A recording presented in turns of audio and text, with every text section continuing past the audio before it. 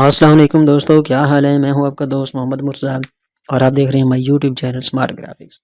तो प्यारे दोस्तों, आज हमारी एडोब फोटोशॉप की बाकायदा क्लास का आगाज़ हो रहा है। तो दोस्तों, एडोब फोटोशॉप और एडोब इलस्ट्रेटर इनमें से कौन सा बेस्ट है। तो दोस्तों, इस चीज़ का हमने कंपैरिजन नहीं करना, क्योंकि इन दोनों का पर्पस जो है अलग अलग है। एडोब फोटोशॉप जो है ये हमारी बेसिकली जो है ये फ़ोटोज़ की या हमारी इमेजेस की जो हमारी रास्टर ग्राफिक्स होते हैं उनकी एडिटिंग के लिए इस्तेमाल किया जाता है।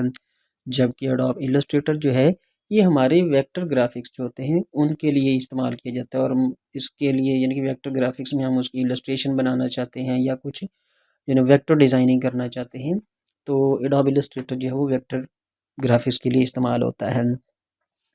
चूँकि दोस्तों ये दोनों एक ही कंपनी के सॉफ्टवेयर्स हैं, इसलिए इनमें काफ़ी सारे टूल्स, इनका काफ़ी सारा जो इंटरफेस होगा वो एक दूसरे के साथ सिमिलर होगा। तो इस चीज़ से दोस्तों हमने ये जो है ना वो कंपैरिजन इनका आपस में नहीं करना कि इनमें से कौन सा अच्छा है या हमें कौन सा यूज़ करना चाहिए, कौन सा बेस्ट होगा, तो ऐसा नहीं है दोस्तों। इन दोनों का अपना अपना एक अलग अलग जो मकसद है। इन दोनों को अलग अलग यूज़ करना जो है ना वो काफ़ी सारे इनके टूल्स बेशक आपस में मिलते हैं, लेकिन इनको यूज़ करना और इनके पीछे इनका जो फ़ायदा है वो दोनों का दोस्तों मुख्तलिफ है। तो आज दोस्तों हम स्टार्ट करते हैं अपना जो है ना वो एडोब इलस्ट्रेटर की पहली क्लास और देखते हैं दोस्तों।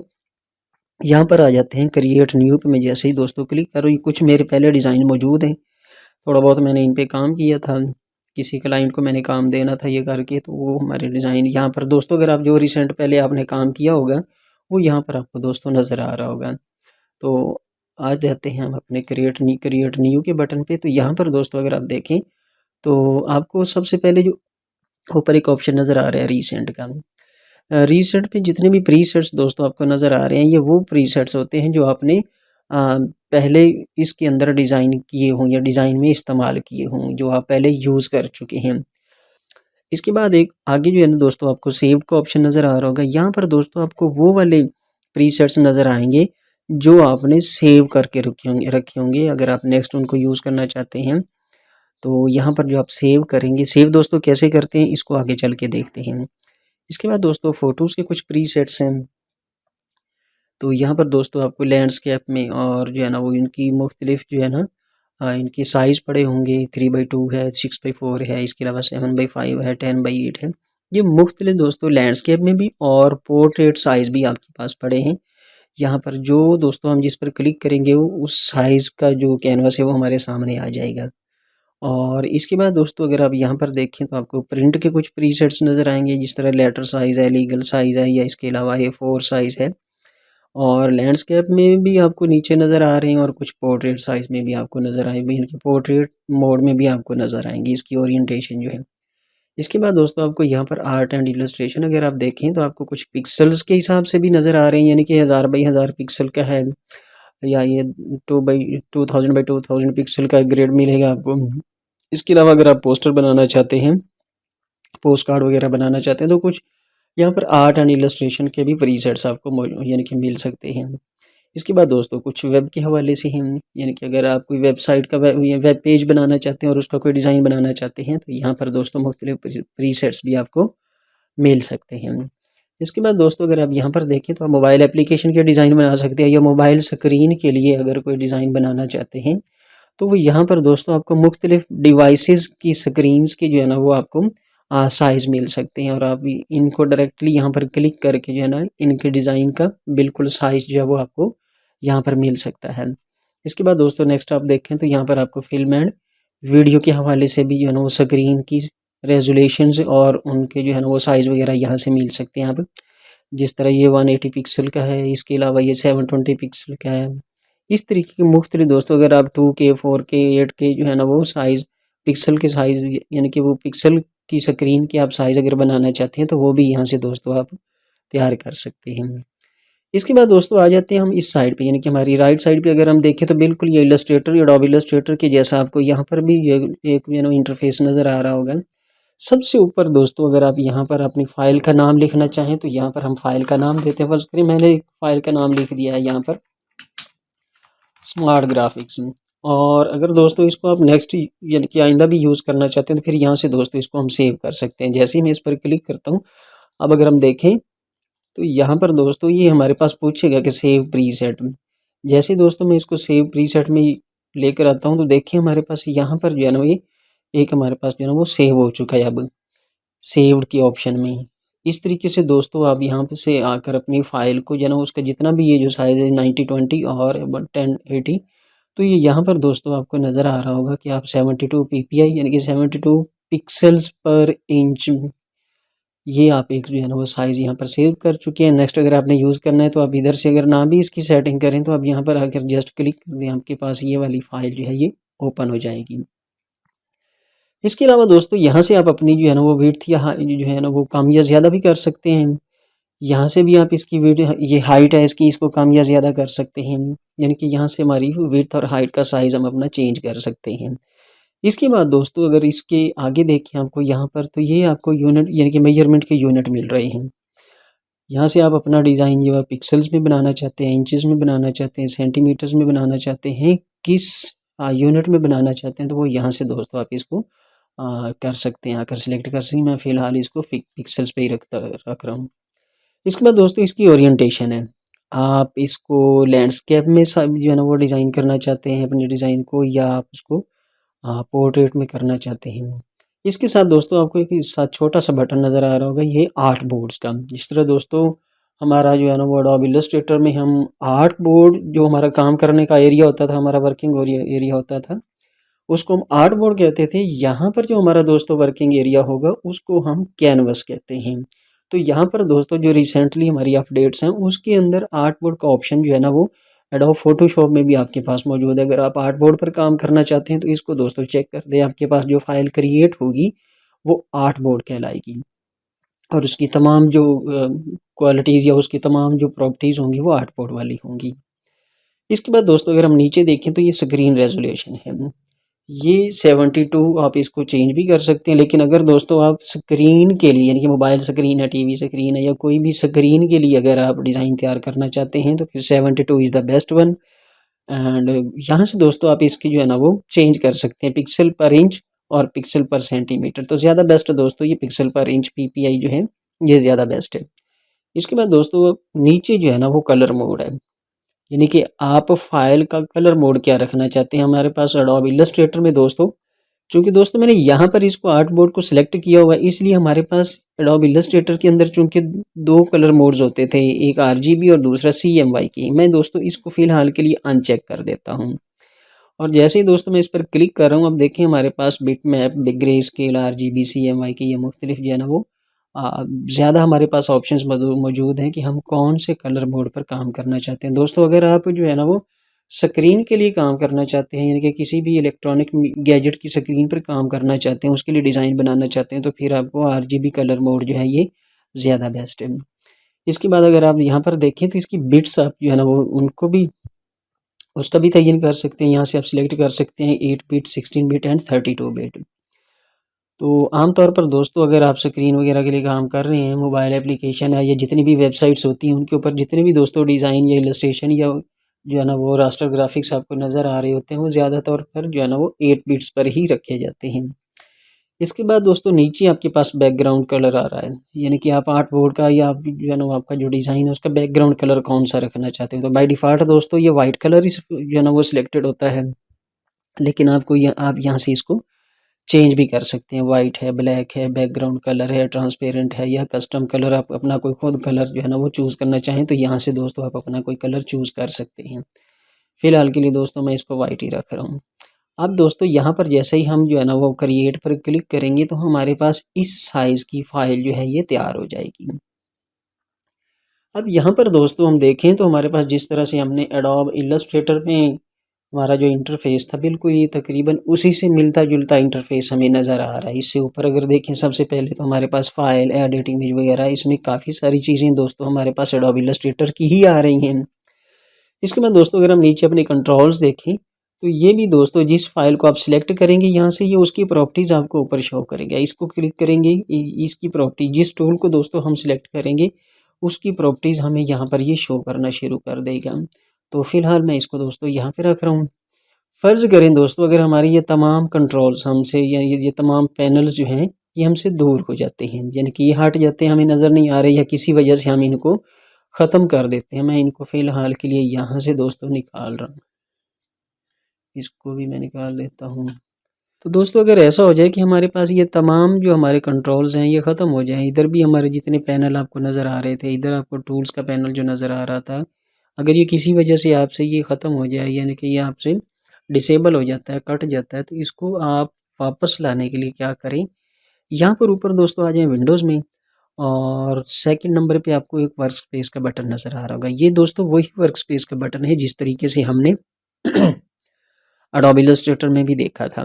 तो यहाँ पर आ जाएँ आप, बाय डिफ़ॉल्ट दोस्तों ये आप एसेंशियल पे क्लिक कर लें, आमतौर पर मैं भी दोस्तों यही यूज़ कर रहा होता हूँ। लेकिन अगर आप यहाँ पर आ जाएँ और रीसेट एसेंशियल्स पे क्लिक कर दें तो आपके पास तमाम जो ऑप्शन हैं वो आपके इधर भी नज़र आ रहे होंगे और साइड पे आपको इधर भी तमाम पैनल्स नज़र आ रहे होंगे। तो इस तरीके से दोस्तों हम अपने पैनल्स को वापस ला सकते हैं। इनको दोस्तों आप जहाँ पे रखना चाहें यहाँ पे रख सकते हैं। मैं इसको फ़िलहाल के लिए यहाँ से जो है ना वो थोड़ा-सा साइड पे कर देता हूँ, यहाँ पे कर देता हूँ और इसको मैं 100% पे, बल्कि 100% पे दोस्तों जब भी आप कोई प्रोग्राम यानी कि आप कोई चीज़ बना रहे होते हैं तो उसका डिज़ाइन आप 100% पे चेक कर लिया करें, वो ज़्यादा बेस्ट होता है आपके लिए। क्योंकि बाज़ औक़ात ऐसा होता है कि हम 100% पे नहीं होता हमारा डिज़ाइन, थोड़ी यानी कि परसेंटेज पर होता है, 50% या 40% पे हम जब डिज़ाइन बना रहे होते हैं। जब हम उसको दोस्तों थोड़ा-सा 100% पे करके देखें, चूँकि ये रास्टर ग्राफ़िक्स होती है, तो जैसे ही हम 100% पे करके देखते हैं तो बाज़ औक़ात हमारे डिज़ाइन जो हैं वो पिक्सेलेट हो जाते हैं और हमें थोड़ा-सा वो कटे-पटे से डिज़ाइन नज़र आते हैं। तो इस चीज़ से बचने के लिए दोस्तों जब भी कोई आप डिज़ाइन बना रहे हो उसको एक बार 100% पे चेक कर लिया करें। अगर आपको वो 100% पे शार्प नज़र आ रहा है तो इसका मतलब है फिर आप ठीक काम कर रहे हैं। यानी कि आपका अगर 100% पे पिक्सेलेट नहीं हो रहा तो फिर आपका डिज़ाइन वो बिल्कुल ठीक है। अगर इसके अलावा यानी कि कुछ और परसेंटेज पे काम कर रहे हैं, जैसे ही आप उसको 100% पे करेंगे तो फिर थोड़ा-सा आपको मसला पेश आएगा। तो ये दोस्तों एक बेस्ट मेथड है कि आप उसको जब भी कोई डिज़ाइन बना रहे होते हैं तो उसको 100% पे चेक कर लिया करें। अब दोस्तों यहाँ पर देखते हैं हमारे पास ये एक पैनल है, इसको हम टूल्स का पैनल भी बोलते हैं। यानी कि इसकी मदद से हम इन टूल्स की मदद से अपने डिज़ाइन के अंदर इफ़ेक्ट्स पैदा करते हैं, अपने डिज़ाइन के अंदर एडिटिंग करते हैं। इसके ऊपर दोस्तों आप यहाँ पर आकर देखें तो आपको डबल एरो का निशान नज़र आएगा। जैसे ही दोस्तों मैं इसके ऊपर क्लिक करता हूँ, हमारा जो एक कॉलम के अंदर जो हमारे ये टूल्स थे ये आपको अब 2 कॉलम्स में नज़र आ रहे होंगे। ये दोस्तों आपकी मर्ज़ी पे डिपेंड करता है, आप इसको जो है ना वो 1 कॉलम में रखना चाहें या 2 कॉलम में रखना चाहें, ये आपकी सहूलत के लिए है। इस साइड पे देखें तो दोस्तों हमारे पास ये भी एक पैनल नज़र आ रहा है आपको। यहाँ पर आपकी तमाम वर्क स्पेस के जो एलिमेंट्स होते हैं वो यहाँ पर आपको नज़र आ रहे होते हैं कि आप कौन-सा टूल यूज़ करना चाहते हैं, स्केचेस को यूज़ करना चाहते हैं, ग्रेडिएंट्स यूज़ करना चाहते हैं या कलर्स को यूज़ करना चाहते हैं। इसके नीचे दोस्तों आपको इसकी जो है वो प्रॉपर्टीज़ वगैरह नज़र आ रही होंगी। इसके अलावा और बहुत सारा कुछ इसके नीचे दोस्तों अगर यहाँ पर देखें तो आपको ये लेयर्स का पैनल भी नज़र आ रहा होगा। तो मैं फ़िलहाल के लिए इनको यहाँ से ख़त्म कर देता हूँ और इसको भी यहाँ से उठाकर ये भी ख़त्म कर देता हूँ। फ़िलहाल के लिए दोस्तों मैंने ये 2 सिर्फ़ पैनल्स रख लिए हैं अपने, एक ये वाला और इसको मैं अगर यहाँ पर साथ में ले आऊँ तो देखें दोस्तों आपको ये ब्लू कलर में एक इंडिकेशन नज़र आ रही होगी। जैसे ही इसको मैं इधर लेकर आता हूँ तो ये इसके साथ अटैच हो जाता है। यहाँ पर ये दोस्तों फ़िक्स हो गया है। और अगर इसको दोस्तों आप यहाँ से हटाना चाहते हैं तो फिर यहाँ से क्लिक करके इसको वापस भी ले सकते हैं। अलग करना चाहें, सेपरेट करना चाहें तो अलग भी कर सकते हैं। अगर आप इसके साथ अटैच करना चाहें अपने जो है ना वो यहाँ इसके साथ, तो फिर इसको दोस्तों अटैच भी कर सकते हैं। फ़िलहाल के लिए दोस्तों मैं इसको यहाँ पे रख लेता हूँ, साथ में मैं अपनी लेयर्स का एक पैनल भी रख लेता हूँ। जैसे दोस्तों मैं इस ऊपर वाले पैनल के साथ इसको अटैच करता हूँ, साथ में करीब करता हूँ तो देखिए हमारे पास वही ब्लू कलर की इंडिकेशन आ रही है जिसके साथ हमारा ये अटैच हो जाएगा, हमारा ये वाला पैनल ऊपर वाले पैनल के साथ। अब दोस्तों इसको मैं थोड़ा-सा मिनिमाइज़ करता हूँ एक बार के लिए और यहाँ पर इसको साथ रख लेता हूँ। इस पर आ जाते हैं। ये दोस्तों हमारा वो कैनवस है। एडोब इलस्ट्रेटर में हमारा ये जो था वो आर्टबोर्ड कहलाता था और एडोब फ़ोटोशॉप में इसको हम कैनवस बोलते हैं। एडोब इलस्ट्रेटर में जो आर्टबोर्ड था उसकी सहूलत दोस्तों हमें यहाँ पर भी मौजूद है। मैं एक न्यू फ़ाइल ले लेता हूँ और इसको दोस्तों मैं यहाँ से टिक कर लेता हूँ। अब अगर मैं दोस्तों इस पर क्लिक करता हूँ तो हमारी ये न्यू फ़ाइल जो ओपन हुई है इसके ऊपर अगर आप देखें तो यहाँ पर आपको आर्टबोर्ड नज़र आ रहा होगा। और अगर मैं इसकी लेयर्स का पैनल ओपन करता हूँ तो यहाँ पर भी दोस्तों ऊपर आपको आर्टबोर्ड लिखा हुआ नज़र आ रहा होगा। तो ये दोस्तों हमारा आर्टबोर्ड है। लेकिन अगर हम पहले वाली फ़ाइल को देखें तो ये हमारा कैनवास है। यहाँ पर ना तो यहाँ पर आपको आर्टबोर्ड लिखा हुआ नज़र आ रहा है और ना ही आपको यहाँ पर आर्टबोर्ड लिखा हुआ नज़र आ रहा है। ये दोस्तों हमारा कैनवास का जो है ना वो ऑप्शन है, यानी कि हमारा ये कैनवास है। इसके ऊपर दोस्तों हम रास्टर ग्राफिक्स कर सकते हैं, अपना जो डिज़ाइन वगैरह बना सकते हैं। जिस तरह दोस्तों हम कोई पिक्चर वगैरह बनाना चाहते हैं तो जो पेंटर होते हैं वो जो पेज वगैरह जो वो अपना स्टैंड वगैरह यूज़ कर रहे होते हैं, तो उसको हम वो कपड़ा या वो पेज जो होता है उसको कैनवस बोला जाता है, जिसके ऊपर वो अपने कलर्स के ज़रिए कोई ड्राइंग वगैरह बना रहा होता है या कोई वो पिक्चर वगैरह बना रहा होता है।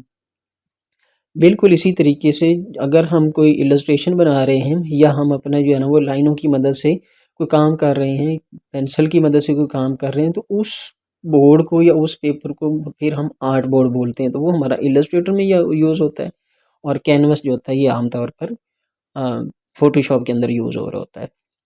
तो इसके बाद दोस्तों अगर हम देखें, इसके ऊपर आपको ये दोस्तों लाइनें नज़र आ रही हैं। मैं लास्ट टाइम जो काम कर रहा था उसके लिए मुझे ये गाइड्स चाहिए थी, तो इसलिए मैंने ये लाइनें लगाई थी। तो वो आपका पुराना जो है ना वो सेटिंग इसको सेव किए हुए है, मैं इसको हटा सकता हूँ यहाँ से।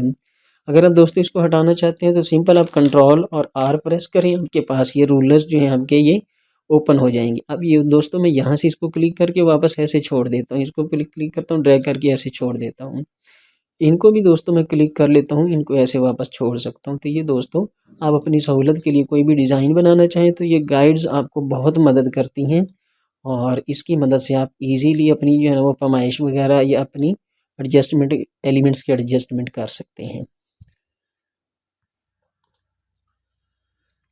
तो इसके बाद दोस्तों यहाँ पर हमने टूल के पैनल की तरफ आते हैं। तो यहाँ पर सबसे पहला जो ऑप्शन दोस्तों आपको नज़र आ रहा है ये हमारा है मूव टूल का। अच्छा दोस्तों एक बात और आपको बताता चलूँ कि हमारे जो CC 2017 से पहले जो हमारे वर्जन है फ़ोटोशॉप की, उसमें आपके पास अगर आप देखें तो ये जैसे ही आप इसके ऊपर किसी भी टूल के ऊपर माउस ओवर करते हैं तो ऐसे ही आपको दोस्तों ये लिखा हुआ थोड़ा-सा जो है ना वो इंडिकेशन आ जाती थी कि ये जो टूल है ये किस मकसद के लिए इस्तेमाल होता है। लेकिन अगर हम जो CC 2017 के बाद जो मैं इस वक्त दोस्तों जो 2021 जो है वेरिएंट ये यूज़ कर रहा हूँ, तो आपको साथ दोस्तों ग्राफिकल व्यू भी नज़र आता है कि ये टूल आपका किस मकसद के लिए है। तो आपको साथ में ये पता चल जाता है, यानी कि इसका ग्राफिकल व्यू देखकर आप समझ जाते हैं कि ये टूल को हमने किस तरीके से यूज़ करना और इसका जो है ना वो पर्पस क्या है। तो सबसे पहले दोस्तों अगर देखें तो ये हमारा जो है ना वो मूव टूल है। आप कोई सा भी यहाँ पर आपके पास कोई एलिमेंट है तो उसको एक जगह से दूसरी जगह पर मूव करना चाहते हैं तो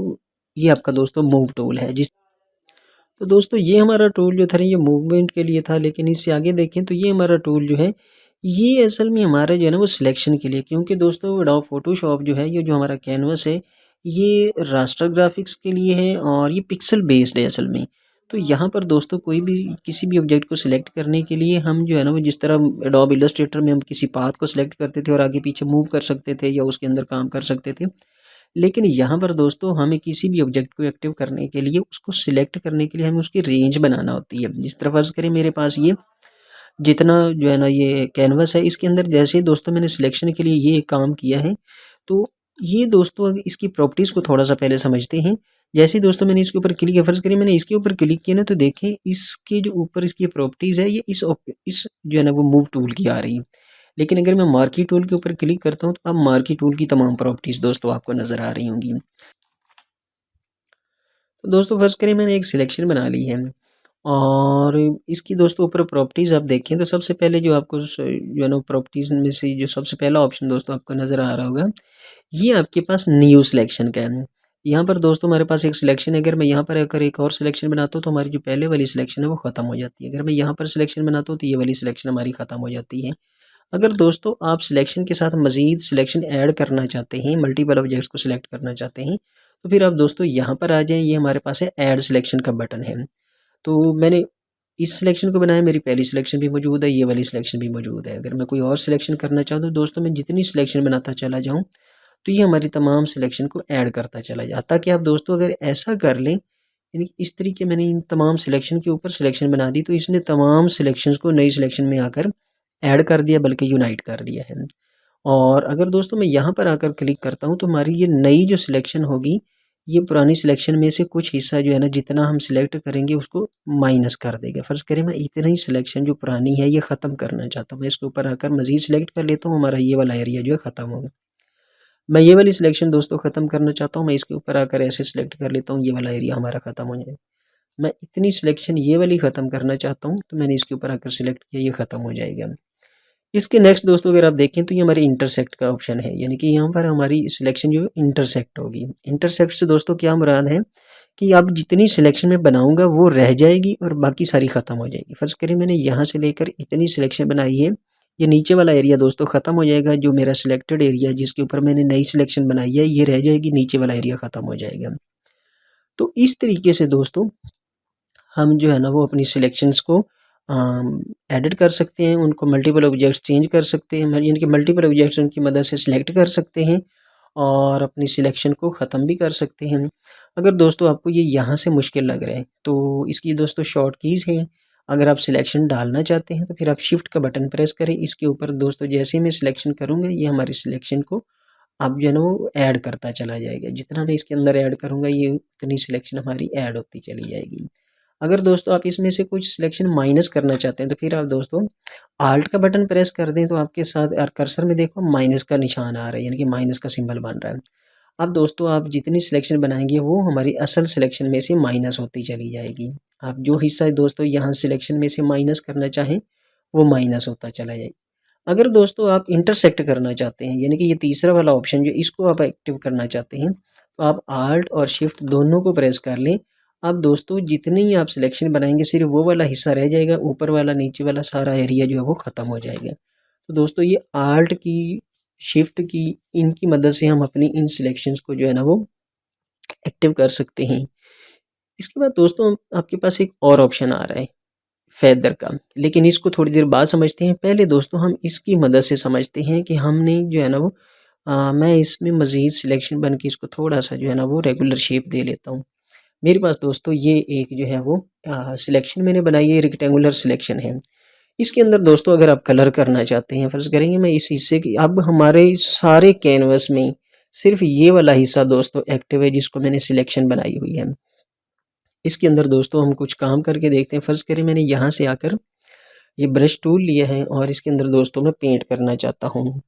तो पेंट जो है ना वो दोस्तों अगर आप इसका ब्रश का साइज़ बड़ा या कम करना चाहते हैं तो आपके पास जो स्क्वायर ब्रैकेट्स हैं इनको दोस्तों आप जो है ना वो प्रेस करेंगे तो आपके पास दोनों square brackets, right square bracket जो वो आपको ब्रश के साइज़ को इंक्रीज़ करेगी और जो लेफ़्ट स्क्वायर ब्रैकेट है ये आपकी साइज़ को, ब्रश के साइज़ को डिक्रीज़ करेगी, यानी कि छोटा कर देगी।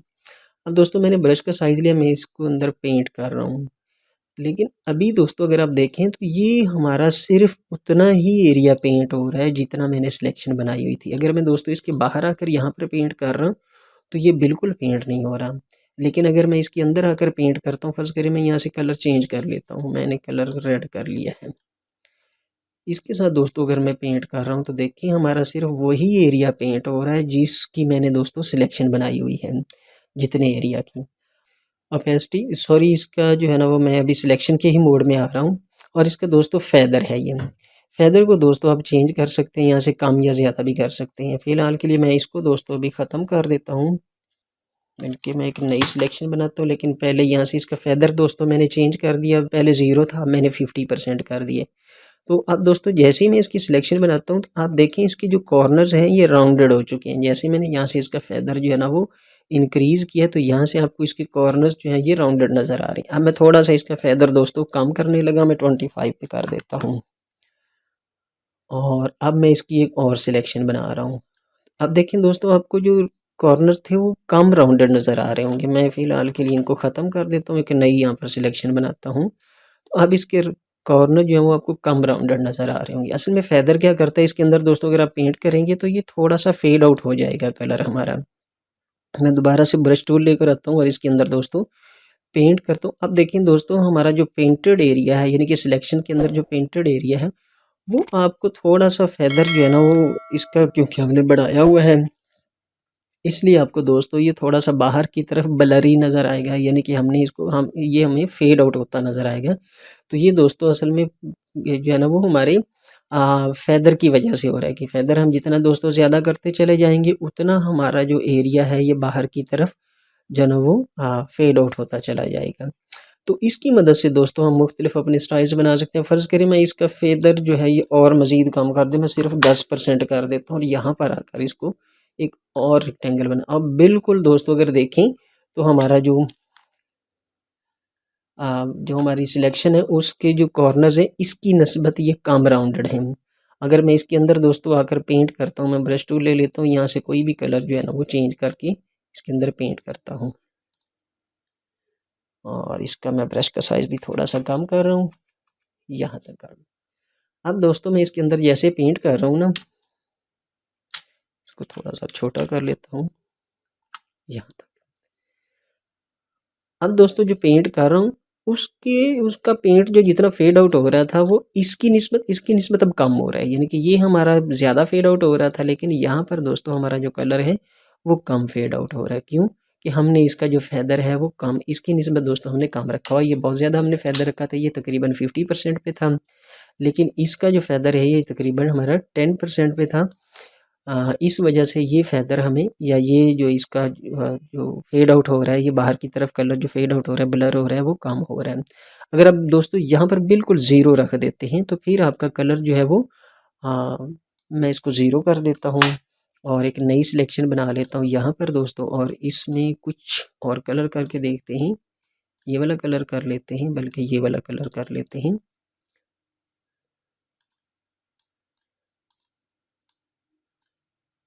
ब्रश टूल की मदद से मैंने इसके अंदर कलर किया। आप देखिए दोस्तों बिल्कुल इसके जो कॉर्नर्स हैं ये बिल्कुल हार्ड आपको लग रहे होंगे। तो यहाँ पर दोस्तों अगर आप देख रहे हैं कि हमारा जो फेदर का जो वैल्यू है दोस्तों, फेदर की वैल्यू बढ़ाने या कम करने से हमारा जो डिज़ाइन है या जो हमारी शेप है वो किस तरीके से चेंज हो रही होती है। तो इसकी मदद से दोस्तों हम अपने डिज़ाइंस के अंदर मुख्तलिफ इफ़ेक्ट्स वगैरह डाल सकते हैं। तो फ़िलहाल देखते हैं हम नेक्स्ट ऑप्शन हमारा क्या है या हम इसमें क्या कर सकते हैं। तो मैंने दोस्तों कंट्रोल जी की मदद से इनको अभी वापस कर देता हूँ सबको। और अब दोस्तों हम चेक करते हैं कि हमारा जो है ना वो नेक्स्ट हमारा कौन सा इसमें ऑप्शन है। तो यहाँ पर दोस्तों आपको स्टाइल नज़र आ रहा होगा, यानी कि हमारी जो सिलेक्शन है उसका स्टाइल कौन सा हम रख सकते हैं। अगर फ़र्ज़ करें दोस्तों मैंने नॉर्मल पे रखा हुआ और इसकी दोस्तों में किसी भी तरीके से ही कोई सा भी स्टाइल में इसकी दोस्तों में सिलेक्शन बना सकता हूँ। मैं इसको ऐसे कर सकता हूँ, इसको रेक्टेंगुलर शेप दे सकता हूँ, इसको स्क्वायर शेप दे सकता हूँ, इसको नीचे की तरफ रेक्टेंगुलर शेप दे सकता हूँ। जिस तरह मर्ज़ी मैं दोस्तों यहाँ पर अपनी सिलेक्शन बनाना चाहूँ मैं बना सकता हूँ। लेकिन मैं इसको कंट्रोल जी की मदद से वापस कर रहा हूँ और अब दोस्तों अगर मैं यहाँ पर से इसको जो है ना वो फिक्स्ड रेशो कर देता हूँ और यहाँ पर ये मुझसे जो है ना वो रेशो मांग रहा है कि मैं विड्थ और हाइट कौन सी रेशो। अब दोस्तों अगर मैंने यहाँ पर भी 1 और यहाँ पर भी 1 की रेशो दी है, मैं जैसे सिलेक्शन बनाऊंगा ये मुझे 1/1 की रेशो ही देगा, यानी कि मुझे एक स्क्वायर बना कर देगा। चाहे मैं इसको इधर की तरफ ले जाऊँ, इधर ले जाऊँ, जिधर मर्जी ले जाऊँ, ये मुझे एक फिक्स्ड रेशो देगा। यानी कि 1/1 यहाँ पर अगर मैं 2/2 रख देता हूँ तो मुझे 2/2 की रेशो देगा। ये मेरी फिक्स्ड रेशो होगी। अगर दोस्तों मैं इसको यहाँ पर आकर फिक्स्ड साइज़ पे कर देता हूँ, एक फिक्स्ड रेशो मिल जाती है। मैं यहाँ पर दोस्तों थोड़ा सा इसकी पिक्सल्स इंक्रीज़ कर देता हूँ क्योंकि ये बहुत कम है। 100 पिक्सल्स पे रख देता हूँ, इसको मैं दोस्तों 200 पिक्सल्स पे रख देता हूँ। अब दोस्तों मुझे उतनी ही यानी कि ये साइज़ का मिलेगा जितना साइज़ मैंने यहाँ पर रखा होगा। मैंने विड्थ इसकी जो है ना वो 200 साइज़ भी सॉरी 100 पिक्सल्स भी रखी हुई थी और जिसकी हाइट है दोस्तों वो मैंने 200 पिक्सल पे रखी हुई थी। मैं जैसे ही दोस्तों इस पर क्लिक करूँगा मुझे ये फिक्स्ड साइज़ की सिलेक्शन ही देगा। तो इसकी मदद से दोस्तों आप अपनी जो है ना वो अगर आप दोस्तों इसको स्वैप करना चाहें यहाँ से तो अब आपकी जो है ना वो रेशियो जो है वो इस सूरत में चेंज हो जाएगी, यानी कि आपकी 200 पिक्सल जो है ना वो विड्थ हो जाएगी और 100 पिक्सल जो आपकी हाइट हो जाएगी। इसके बाद दोस्तों सिलेक्टेड मास्क है। सिलेक्टेड मास्क को दोस्तों अभी के लिए मैं नहीं समझा रहा, इसको आने वाली चंद क्लासों में समझाऊंगा कि ये सिलेक्टेड मास्क की मदद से हम क्या कर सकते हैं। जो दोस्तों पुराने वर्जन से हमारे वहाँ पर आपको दोस्तों जो है ना वो इस जगह पर जो है ना वो रिफाइन एज लिखा हुआ नज़र आ रहा होगा, लेकिन अब हमारा जो है ना जो हमारे लेटेस्ट वर्जन आ रहे हैं इनके अंदर आपको यहाँ पर सिलेक्टेड मास्क लिखा होगा। ये दोस्तों बहुत मज़े की चीज़ है, लेकिन आज के दिन हम इसको यहाँ पर नहीं डिस्कस करेंगे, इसको हम आने वाली किसी क्लास में डिस्कस करेंगे इंशाल्लाह। तो दोस्तों अगर आप इसके अंदर कोई कलर फिल करना चाहते हो, फ़र्ज़ करें मैं यहाँ से कोई भी कलर फिल करना चाहता हूँ। मैंने ये कलर सिलेक्ट कर लिया है रेड कलर और फोरग्राउंड कलर में, और यहाँ पर आ जाते हैं। मैं इसके अंदर कोई भी कलर करना चाहता हूँ, इसको दोस्तों कलर करने का तरीका एक तो ये है कि आप यहाँ पर आ जाएँ ग्रेडियंट टूल में, और यहाँ पर दोस्तों आपको नज़र आ रहा होगा पेंट बकेट टूल में। जो भी कलर दोस्तों आपने सिलेक्ट किया हो, फ़र्ज़ करें मैंने ये वाला कलर सिलेक्ट किया है और यहाँ पर आ जाते हैं। मैं इसके अंदर दोस्तों जैसे ही क्लिक करूँगा ये हमारी सिलेक्शन में कलर को फ़िल कर देगा। एक तरीका तो दोस्तों ये है। दूसरा तरीका दोस्तों, आप फ़ोरग्राउंड कलर और बैकग्राउंड कलर को अगर फ़िल करना चाहते हैं यहाँ पर, तो आप कंट्रोल और बैक स्पेस का बटन अगर प्रेस करेंगे तो जो बैकग्राउंड कलर होगा दोस्तों वो यहाँ पर आकर फ़िल हो जाएगा। अगर दोस्तों आप फ़ोरग्राउंड कलर फ़िल करना चाहते हैं तो फिर आल्ट और बैक स्पेस का बटन प्रेस कर दें, तो आपके पास जो फ़ोरग्राउंड कलर होगा दोस्तों वो यहाँ पर आकर फ़िल हो जाएगा। तो ये दोस्तों ऐसे ही है कि जैसे आपने अपने हाथ में 2 कलर्स की पेंसिल ली हुई है, आप जिस कलर की पेंसिल को यूज़ करना चाहें वो पेंसिल यूज़ करते हैं, फिर दूसरे कलर की पेंसिल यूज़ करना चाहते हैं, दूसरी पेंसिल को आगे लाकर उसको यूज़ करना शुरू कर देते हैं। तो बिल्कुल ऐसे ही है दोस्तों, अगर आप इसके अंदर कोई सा भी कलर फ़िल करना चाहते हैं, यहाँ पर दोस्तों आपका ये फ़ोरग्राउंड कलर है, ये नीचे आपका बैकग्राउंड कलर है। तो बहुत ही सिंपल है दोस्तों, अगर आप कोई सा भी कलर इसमें फ़िल करना चाहें, तो यहाँ से दोस्तों अगर आप कलर फ़िल करना चाहें और अपने जो है ना वो कीज़ की मदद से यानी कि शॉर्ट कीज़ की मदद से कर सकते हैं। तो दोस्तों कंट्रोल और बैक स्पेस अगर आप दोस्तों दोनों को मिला के प्रेस करेंगे तो आपके पास जो बैकग्राउंड कलर होगा वो इसमें फ़िल हो जाएगा। अगर आप फोरग्राउंड कलर इसमें यूज़ करना चाहते हैं, फिल करना चाहते हैं, तो फिर आप आल्ट और बैक स्पेस का बटन प्रेस कर दें, आपके पास वो जो है ना वो फोरग्राउंड कलर जो है वो फिल हो जाएगा। तो इस तरीके से दोस्तों हम अपनी सिलेक्शंस के अंदर कलर फिल कर सकते हैं। तो दोस्तों एक बात आपको और बताता चलूँ कि जब हम एडोब फोटोशॉप में काम कर रहे होते हैं तो ये हमारा रास्टर बेस्ड सॉफ्टवेयर है, जिसके अंदर हम पिक्सेल्स के ऊपर काम कर रहे होते हैं। अगर हम एडोब इलस्ट्रेटर में काम करते थे तो वो हमारा पाथ पे मुनहसर था, और हमारी शेप्स एक से दूसरी शेप को हम बनाते थे या डिज़ाइन एलिमेंट लेकर आते थे तो एडोब इलस्ट्रेटर ऑटोमेटिकली हमारी एक लेयर को इंक्रीज़ कर देता था। लेकिन यहाँ पर दोस्तों जब हम मल्टीपल एलिमेंट्स लेकर आ रहे हैं तो हमें हर एलिमेंट के लिए अलग से न्यू लेयर बनाना ज़रूरी है। अगर हम ऐसा नहीं करेंगे तो हमारे एक ही लेयर पे तमाम एलिमेंट्स जो हैं वो सेलेक्ट होना शुरू हो जाएंगे और इसके साथ यानी कि ऐड होना शुरू हो जाएंगे, और हमारे लिए उनको मूव करना या उनको फिर बाद में एडिट करना मुश्किल हो जाता है। फ़र्ज़ करें दोस्तों मैं यहाँ पर लेयर्स के पैनल में आ जाता हूँ और मैं जो है ना एक लेयर और ले लेता हूँ। यहाँ पर दोस्तों मैं कुछ काम करना चाहता हूँ। फ़र्ज़ करें मैं यहीं से आकर एक सिलेक्शन बनाता हूँ और इसके अंदर मैं कोई सा भी कलर फ़िल कर लेता हूँ। अब दोस्तों मैंने एक और एलिमेंट यहाँ पर ले लिया है, ये सिलेक्शन बना ली और इसके अंदर दोस्तों मैं कुछ और कलर फ़िल कर लेता हूँ। असल में दोस्तों हुआ क्या है, हमने यहाँ पर जो है ना एक ही इसके जो है ना वो लेयर के अंदर 2 एलिमेंट डाल दिए हैं। अगर दोस्तों हम इनको मूव करना चाहें तो अब हम अलग-अलग इनको मूव नहीं कर सकते। वजह क्या है कि हमने एक ही लेयर के ऊपर इन दोनों को जो है ना वो रख दिया है, जिसकी वजह से अब ये दोनों एक दूसरे के साथ जुड़ चुके हैं। अब जैसे ही हम इस लेयर का यानी कि एक ग्रुप बन चुका है एलिमेंट्स का, अब इनमें से किसी एक अलग लेयर को दूसरी लेयर से यानी कि एक शेप को दूसरी शेप से अलग करके हम दोस्तों नहीं कर सकते ऐसा।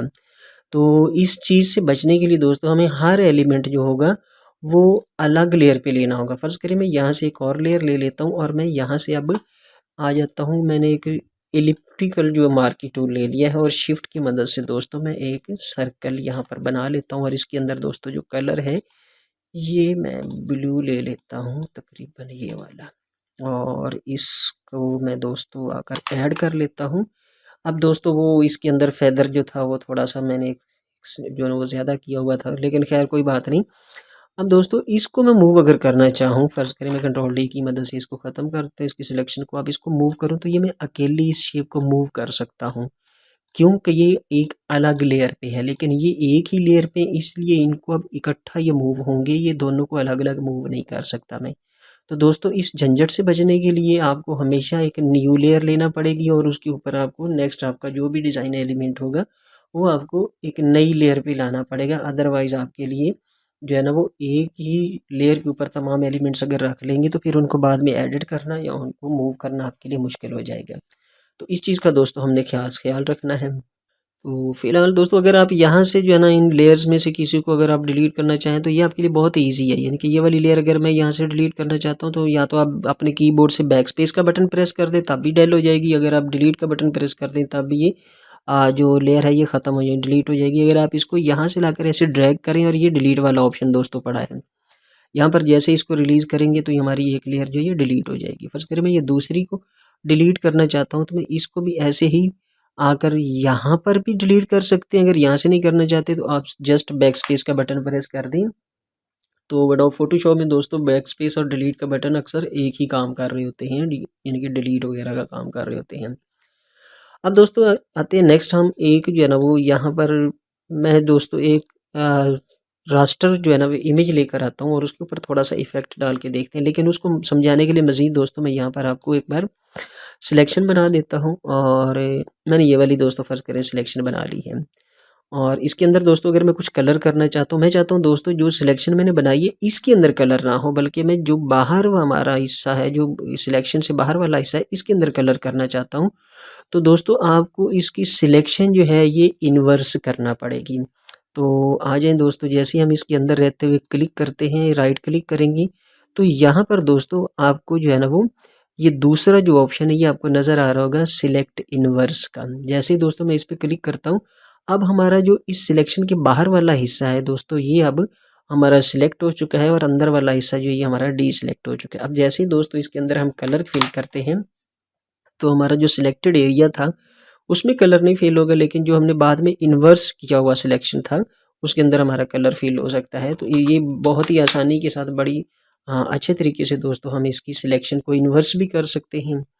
इसके बाद दोस्तों हम चलते हैं किसी इमेज के ऊपर थोड़ा सा काम करके देखते हैं। मैं एक दोस्तों इमेज यहाँ से लाना चाहता हूँ, सॉरी ये क्या हो गया। तो दोस्तों कोई सा भी इमेज लाना चाहते हैं वो भी बिल्कुल ऐसे ही जैसे हमने पहले जो है ना वो प्लेस का ऑप्शन हमने एडोब इलस्ट्रेटर के अंदर देखा था, यहाँ पर भी दोस्तों आपको ये प्लेस लिंक्ड का ऑप्शन मिलेगा और आप कोई सा भी यहाँ से दोस्तों इमेज ले सकते हैं हम।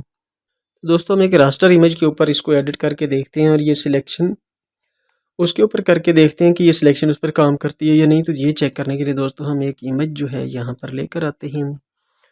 मैं कोई इमेज ढूंढ लूँ, ये नीचे हमारे पास एक इमेज पड़ा हुआ है, मैंने इसको यहाँ पर दोस्तों प्लेस कर लिया है और ये हमारे सामने दोस्तों एक इमेज आ चुका है। दोस्तों अगर आप फाइल को साइज़ बनाकर, यानी कि यहाँ से आप न्यू फाइल लेकर आए और उसका हमने साइज़ बनाया दोस्तों, फिलहाल के लिए इसके जो है अगर हम यहाँ से न्यू फाइल लेते हैं और इसका अगर दोस्तों हमने साइज़ यहाँ पर लिया है तो फिर आपके पास जो इमेज है वो इस तरह से प्लेस होगा, यानी कि आपकी साइज़ जो है ना ये कुछ एरिया जो है ये बच सकता है क्योंकि हमने अपना कस्टम साइज़ लिया हुआ था। और अगर दोस्तों आप जो है ना वो इसको डायरेक्टली अगर ओपन कर लें, फ़र्ज़ करें कि मैं इसको आकर यहाँ से इसको दोस्तों अगर यहाँ से अगर मैं इसको ओपन करता हूँ तो फिर हमें दोस्तों साइज़ वगैरह देने की ज़रूरत नहीं होगी, बल्कि जितना हमारा इमेज का साइज़ होगा ये जस्ट उतने इमेज की हमारी फाइल एडोब इलस्ट्रेटर फोटोशॉप ये क्रिएट कर देता है। फ़र्ज़ करें दोस्तों मैं इसके ऊपर सिलेक्शन बना लेता हूँ, यहाँ से दोस्तों मैं ले लेता हूँ इलिप्टिकल, हमारा इलिप्टिकल जो मार्की टूल है ये ले लेता हूँ और मैं एक इलिप्स यानी कि एक ओवल सी सिलेक्शन बनाना चाहता हूँ इस तरह की। अब दोस्तों मैंने क्या किया, इसके ऊपर दोस्तों मैं कुछ जो है वो कलर फिल करना चाहता हूँ, तो मैं क्या करता हूँ इसको आकर यहाँ पर राइट क्लिक करता हूँ और इसकी जो सिलेक्शन है ये इन्वर्स कर देता हूँ। अब जो बाहर वाला एरिया दोस्तों ये हमारा सिलेक्टेड है, मैं चाहता हूँ कि इसके ऊपर मैं कुछ कलर फिल करूँ। मैं ये फोरग्राउंड कलर अगर ये फिल करके देखते हैं दोस्तों, तो मैंने क्या किया, आल्ट और बैक स्पेस का बटन प्रेस कर दिया। तो इस तरह से दोस्तों हम अपनी पिक्चर्स के ऊपर या अपने इमेजेस के ऊपर जो है ना वो सिलेक्शन की मदद से कोई भी कलर फुल फ्रेम या कोई भी कलर हम लगाना चाहें तो वो हम सिलेक्ट इन्वर्स की मदद से अपना कलर फिल कर सकते हैं। फर्स्ट करेंगे मैं इसका कलर चेंज करना चाहता हूँ, बैकग्राउंड कलर लगाना चाहता हूँ, तो मैं यहाँ से आकर आल्ट और सॉरी कंट्रोल और डिलीट का बटन बेशक आप प्रेस कर दें या बैक स्पेस का बटन प्रेस कर दें, तो दोनों की मदद से आप यहाँ पर कलर फिल कर सकते हैं। मैं यहाँ से दोस्तों इसका कलर जो है वो चेंज कर देता हूँ, मैंने यहाँ पर वाइट कलर रख दिया है और मैं आकर आल्ट और डिलीट का बटन प्रेस करता हूँ, तो देखिए दोस्तों हमारा जो ऊपर कलर है ये अब चेंज हो चुका है, हमारा कलर फिल हो चुका है। तो इस तरीके से दोस्तों हम अपने फ़ोटोशॉप में जो है ना वो सिलेक्शन की मदद से काफ़ी खूबसूरत किस्म के जो है ना वो डिज़ाइनिंग तैयार कर सकते हैं और अपने डिज़ाइन एलिमेंट्स को एडिट भी कर सकते हैं, सिलेक्ट भी कर सकते हैं, उनमें से सिलेक्शन को माइनस भी कर सकते हैं, उनकी सिलेक्शन ऐड भी कर सकते हैं और बहुत ज़बरदस्त किस्म के डिज़ाइन दोस्तों बना सकते हैं। तो दोस्तों मुझे उम्मीद है आज की क्लास आपको, हमारी चूँकि ये पहली क्लास थी, थोड़ी सी लंबी हो गई है, तो मुझे उम्मीद है ये क्लास आपको अच्छी लगी होगी। अगर दोस्तों आपको मेरी ये वीडियो अच्छी लगी है तो प्लीज़ इसको लाइक कीजिए, अपने दोस्तों के साथ सब्सक्राइब कीजिए, अपने दोस्तों के साथ शेयर कीजिए। और अगर आप मेरे यूट्यूब चैनल पे पहली दफ़ा आए हैं तो प्लीज़ इसको सब्सक्राइब कीजिए, साथ में बेल आइकन बटन को भी प्रेस कर दीजिए ताकि आपको मेरी हर आने वाली वीडियो का नोटिफिकेशन मिलता रहे। तो दोस्तों मिलते हैं नेक्स्ट वीडियो में, तब तक के लिए अल्लाह हाफ़िज़।